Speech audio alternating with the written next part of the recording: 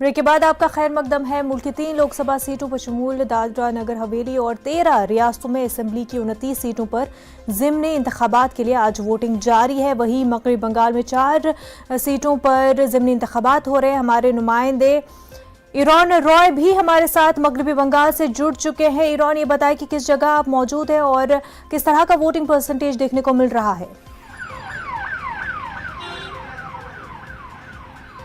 देखिए, ये by election हो रहा है वेस्ट बंगाल में। 4 जगहों पे बाई इलेक्शन हो रहा है। हम लोग अभी खरदा में खड़े हैं। खरदा में जो हम लोग जिस स्कूल के सामने है वो दिखाना चाहेंगे। यहाँ पे सेंट्रल फोर्स के सामने रखते हुए यहाँ पे मतदान चल रहा है।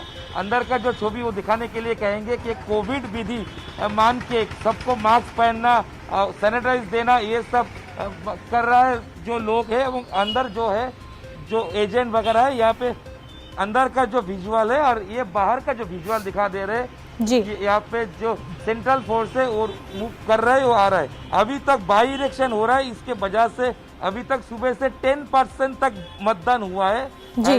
अभी 10 नहीं बजे, 2 घंटे हुआ है, उसमें 10% वोट किया है। ये खरदा में जो यहाँ पे तृणमूल कांग्रेस का प्रार्थी है शोभनदेव चट्टोपाध्याय, वो मेन यहाँ पे वेस्ट बंगाल का मंत्री है जी। यहाँ पे बाई इलेक्शन जो यहाँ का कैंडिडेट था, ये कैंडिडेट पहले भवानीपुर में जहाँ पे ममता बनर्जी जो बाई इलेक्शन में जीते, तो भवानीपुर में वो जीते थे, मगर ममता बनर्जी के लिए वो सीट छोड़ के वो यहाँ आए। और यहाँ का जो कैंडिडेट है तृणमूल का, ये तृणमूल का विनिंग सीट है।